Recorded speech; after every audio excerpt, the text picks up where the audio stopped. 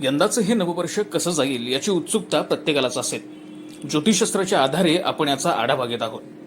राशीचक्राच्या या विशेष भागात आपण तूळ राशीसाठी येणारं नववर्ष कसं जाणार हे जाणून घेणार आहोत. राशीचक्रातील ही 7वी रास आहे. या राशीसाठी व्यावसायिक, आर्थिक आणि आरोग्य स्थिती कशी असणार हे पाहूयात. तुळरास ही राशीचक्रातील 7व्या क्रमांकाची राशी असून कुंडलीमध्ये ती 7 या अंकाने दर्शवली जाते. आकाशात ही रास तराजूच्या आकारात दिसते, त्यामुळे या राशीचं चिन्ह देखील तराजूच आहे.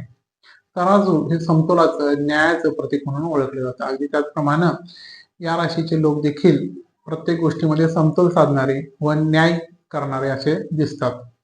ही शुक्र ग्रहाची राशी असून चर स्वभावाची व वायुतत्वाची रास आहे. शुक्र ग्रहाचा विलासीपणा, रंगीलपणा या राशीमध्ये दिसून येतो. त्यामुळे कलेची आवड, निसर्गाची आवड, विविध गोष्टी ज्या चैन विलासी आहेत त्या गोष्टी वापरण्याची, परफ्यूम वापरण्याची, चांगली छान छोकीत कपडे वापरण्याची, चांगल्या ठिकाणी फिरण्याची आवड ह्या राशीमध्ये आपल्याला दिसून येते. अशी वायुतत्वाची राशी बौद्धिक म्हणून ओळखली जाते. त्यामुळे आपल्या बुद्धी चातुर्यानं बऱ्याच अडचणीतून या राशी मार्ग काढतात. आपलं बुद्धिचातुर्य असल्यानं समोरच्या व्यक्तीवरती छाप पाडणे, यांचं व्यक्तिमत्व देखील आकर्षक असतं. त्यामुळं कायम लोकांचा घोळका यांच्या भोवती असलेला आपल्याला दिसून येतो. अशा या राशीला येणारं आगामी वर्ष कसं राहील याचा विचार करता आगामी वर्षातलं पहिलं जे राशी भ्रमण आहे ते आहे शनिदेवांचं. शनिदेव ह्या राशीमध्ये उच्च ठरतात. तर असे शनिदेव 29 मार्चला आपल्या स्वतःच्या कुंभ राशीतून मीन राशीत भ्रमण करत आहेत. मीन रास ही तुळ राशीला 6वी रास येते, की जी आरोग्याच्या दृष्टीने देखील रास महत्वाची म्हणून ओळखली जाते. ना आरोग्याच्या तक्रारी तुमच्या वाढतील. 29 मार्च पर्यंतचा जो काळ आहे तो आरोग्याच्या दृष्टीने चांगला आहे. मात्र 29 मार्च नंतरचा जो काळ आहे तो शनिदेवांमुळे थोडासा त्रासदायक होत असल्याचं तुम्हाला जाणवेल. संधिवात, रक्तदाब असे जे दीर्घकाळ चालणारे विकार आहेत ते विकार डोकं वर काढतील. कामाच्या ठिकाणी समाधानकारक तुम्हाला काम करता येणार नाही. कामाच्या ठिकाणी वरिष्ठांचा त्रास.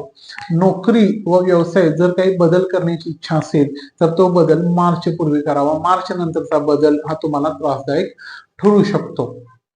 आता त्यानंतरचं ग्रहांचं प्रमाण आहे त्यामध्ये आहे गुरुचं. गुरु 14 मेला गुरु बदलतोय. जो गुरु तुम्हाला 8वा असेल तो गुरु 9वा होतोय. म्हणजे 8वा गुरु हा त्रासदायक आहे. 8वा गुरु हा अशुभ मानला जातो. त्यामुळं 9वा गुरु हा शुभ राहील. 14 मे पर्यंतचा जो काही अडचणींचा काळ आहे तो संपेल तुमचा आणि 14 मे नंतर तुमच्या उत्कर्षाचा काळ सुरू होईल. तो तुमच्यासाठी अतिशय लाभदायक व शुभकारक असा ठरणार आहे. ज्या लोकांची विवाहाची बोलणी चालू आहेत त्यांचे विवाह 14 मे नंतर घडून येतील. ज्यांना संतती विषयक चिंता आहे किंवा ज्यांना संततीची इच्छा आहे अशा व्यक्तींनी 14 मे नंतर संततीसाठी चान्स घ्यायला काही हरकत नाही. ते त्यांच्या योग्य पद्धतीनं ते पथ्यावरती निर्णय पडतील. ज्या लोकांचे परदेश गमनाचे काही कागदोपत्री गोष्टी अडकलेल्या आहेत, कागदपत्र होत नाहीत, विजा मिळत नाहीये, टेक्निकल प्रॉब्लेम आहेत, ते सुद्धा 14 मे नंतर मार्गी लागतील व परदेश गमन निश्चित स्वरूपात होऊन जाईल. गुरुबद्दल झाले हे. त्यानंतर 29 मेला राहू व केतू हे आपली स्थान बदल व राशी बदल करतायत. जो राहू तुम्हाला 6वा होता, की जिथे तुम्हाला गुप्त शत्रूंचा त्रास तुमच्या कार्याच्या ठिकाणी, कार्यस्थळावरती होत होता, तो 29 मे नंतर संपुष्टात येईल. लोक तुम्हाला मदत करणारे राहतील. तुमच्या कामाच्या ठिकाणी तुम्ही समाधानी राहाल. मात्र 29 मे पर्यंतचा काळ हा गुप्त शत्रूंचा त्रास देणाराच काळ असेल. आता त्यानंतर रवी चा जो रास आहे, रवीची जी रास आहे ती सिंह रास आहे. त्या सिंह राशीमधून केतूचं भ्रमण होते. त्या सिंह राशीतून जे केतूचं भ्रमण होते ते एकमेकांचे शत्रू ग्रह आहेत. ते लाभस्थानातून भ्रमण होते. त्यामुळे येणारे लाभ थोडेसे तटतील. मात्र ते लाभ होणार नाहीत असं नाही. त्याचं प्रमाण थोडंसं कमी राहील पण निश्चित स्वरूपात लाभ होतील. अध्यात्माकडे थोडासा तुमचा कल राहील. मित्रांसोबत गैरसमज निर्माण होतील. त्यामध्ये गैरसमज निर्माण होणार नाहीत याची मात्र तुम्ही काळजी घ्यावी. प्रेम प्रकरणात राहूच्या बदलानंतर थोडीशी काळजी घेतली पाहिजे. कारण राहू पंचम स्थानात प्रणय स्थानात येतोय. प्रणय स्थानातला राहू तुमच्या मनामध्ये संशयाचं बीज टाकेल व तुमच्या जोडीदाराबद्दल तुमच्या मनात नको त्या गोष्टी येत राहतील व त्याचा जो परिणाम आहे तो तुमचं नातं संपुष्टात येण्यामध्ये राहू शकतो. त्यामुळं जे प्रेमी युगुल आहेत त्यांनी मात्र तुळ राशीच्या प्रेमी युगुलांनी 29 मे नंतर आपल्या नात्यात कटुता येणार नाही याची काळजी घ्यावी. कुठल्याही निष्कर्षावर चटकन जाऊ नका. शहानिशा केल्याशिवाय कुठलंही मत बनवू नका. एकंदरीत जो काळ आहे तो 29 मे पर्यंतचा काळ हा विद्यार्थी वर्गाला सुद्धा अतिशय चांगला आहे. मात्र विद्यार्थी वर्गाला 29 मे नंतरचा काळ थोडासा निराशाजनक राहणार आहे.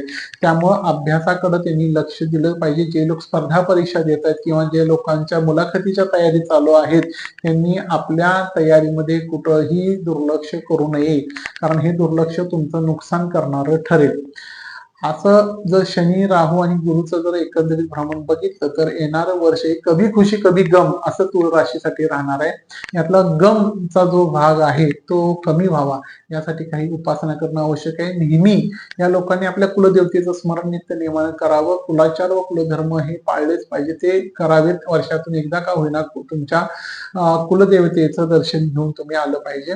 दर शुक्रवारी देवीचं दर्शन घ्या. श्री सुक्त किंवा देवीचं कोणतंही स्तोत्र जे तुम्हाला आवडेल ते स्तोत्र तुम्ही रोज म्हणत जा. मंगळवार व शुक्रवार मद्यपान व मांसाहार टाळावा. दुसरी गोष्ट आहे की मुख्या प्राण्यांना त्यातही कुत्र्याला खाऊ घाला. जे लोक गोरगरीब आहेत त्यांच्यासाठी अन्नदान करा किंवा एखादा कप चहा आणि बिस्किट जरी देता आलं तर ते देण्याचा प्रयत्न करा. पण व्यक्ती ही अनोळखी असली पाहिजे. ओळखीच्या लोकांना रोज चहा पाजू नका, त्या चहाचा काहीही परिणाम होणार नाही. व्यक्तीचा आशीर्वाद मिळणं गरजेचं आहे. तो केल्याने तुमचा राहू जो आहे तो त्याची वाईट फळं देणार नाही, तो त्याची चांगली फळं देईल व विद्यार्थ्यांसाठी व प्रेमी युगुलांसाठी हा काळ चांगला राहील. मात्र यासाठी राहूची उपासना करणं गरजेचं आहे. आणि हे जर तुम्ही व्यवस्थित श्रद्धेने पूर्ण विश्वासाने केलं तर आगामी येणारं वर्ष तुमच्यासाठी लाभदायक व सुखकारक असंच राहील, यात शंका नाही. धन्यवाद.